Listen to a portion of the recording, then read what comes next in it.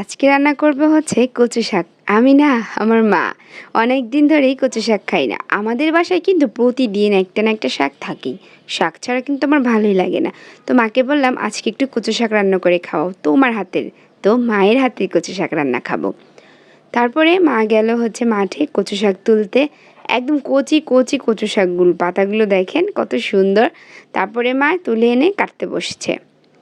তো মা এগুলোকে কাটতে থাকুক, ততক্ষণে আপনারা আমার চ্যানেলটিকে সাবস্ক্রাইব করে দিন। আর যারা আমার ফেসবুক পেজ থেকে দেখছেন অবশ্যই আমার ফেসবুক পেজটিকে ফলো করে দিয়ে আমার পাশেই থাকুন।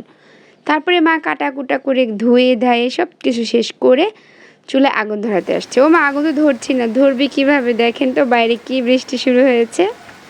মানে এটা হচ্ছে বৃষ্টি শুরু হওয়ার আগ মুহূর্তটা, কি বাতাস ছেড়েছে। বাইরে রান্না করার একটাই যন্ত্রণা, এই বাতাস। আর এই হচ্ছে ঝড় বৃষ্টির দিন, তো কিছুই করার নাই। আর বাইরে মাটি চুলায় রান্না করলে কিন্তু স্বাদটা দ্বিগুণ বেড়ে যায় কচু শাকের। তো এর জন্য মা আজকে মাটির চুলায় রান্না করবে ভাবছে। সবসময় কিন্তু আমরা মাটির চুলায় রান্না করি না। তো তার এই যে দেখ, চুলায় অবশেষে আগুন ধরিয়ে দিল। তারপরে মা রান্নার পালা শুরু। তো পুরো ভিডিওটা দেখতে হলে আমাদের সাথেই থাকতে হবে। দেখতে থাকুন ভিডিওটা।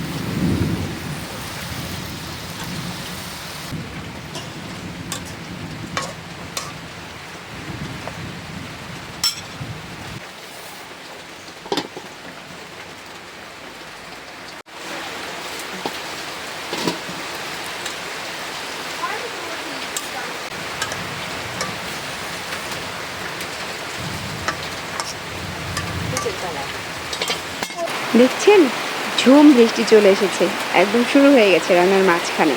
এখন কিছুই করার নেই, এইভাবে বৃষ্টির মধ্যে রান্না করতে হবে। তো আমার মাও এইভাবে রান্না করছে, পরিবেশটা কিন্তু অনেক সুন্দর লাগছে।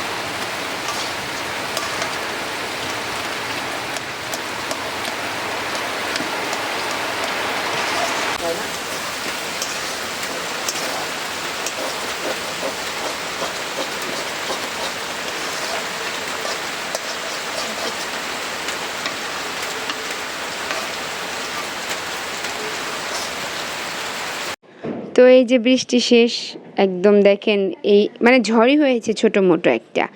এই যে বড়ি গাছটা একদম উপচে পড়ে আছে। তো আমার ভাই চেষ্টা করছে বড়ই গাছটাকে ডালগুলোকে কাটার, কারণ এটা হচ্ছে আমাদের তারের মধ্যে কারেন্টের মিটারে যে তারটা আসছে ওই তারের উপর একদম পড়ে গেছে। তো দুপুরে রান্নাবাড়া শেষ, বৃষ্টিও শেষ, ঝড়ও শেষ, তুফানও শেষ। খেতে বসেছি। কচু শাকটা দারুণ হয়েছে কিন্তু খেতে। আর আমি রান্না করেছিলাম পেঁপে দিয়ে, ডাল দিয়ে, আর হচ্ছে জিরে, কালো জিরা আর রসুনের ফোড়ন দিয়ে। আর ওই পাশে হচ্ছে রুই মাছের তেল দিয়ে আর আলু ভাজি। এটা আমার ছেলের জন্য রান্না করেছিলাম, তো ভাবলাম আমি একটু খেয়ে দেখি। তো কি বলবো, দারুণ হয়েছে কচু শাক রান্নাটা, দুর্দান্ত, যেটাকে বলে অসাধারণ, অমায়িক। আপনারাও এরকম ট্রাই করতে পারেন। তো যারা এতক্ষণ আমার বকবকানি শুনলেন আর আমার মার রান্নাটা দেখলেন, তাদেরকে কিন্তু অসংখ্য ধন্যবাদ পুরো ভিডিওটা জুড়ে আমার সাথে থাকার জন্য। যদি ভিডিওটা ভালো লাগে অবশ্যই শেয়ার করে সবার সাথে সবাইকে দেখার সুযোগ করে দিবেন। তো আজকে এই পর্যন্তই। ধন্যবাদ সবাইকে। আল্লাহ হাফেজ। দেখতে থাকুন আমার খাবারটা। আমি কিন্তু ডায়েটে আছি, তারপরও আজকে কচু শাক দেখে আমি অল্প একটু ভাত নিয়েছি, সাথে কোনো সালাদ রাখি নাই, কারণ আমি আজকে কচু শাক খাবো বলে। কচু শাকটা কিন্তু একটুও গলায় ধরে নাই। এই প্রসেসে রান্না করে দেখুন, একদম সিদ্ধ ছাড়া, পানিটা ফেলে দিবেন না, তাহলে কিন্তু কচু শাকের গুণাগুণটা নষ্ট হয়ে যায়। তো ধন্যবাদ সবাইকে। আল্লাহ হাফেজ।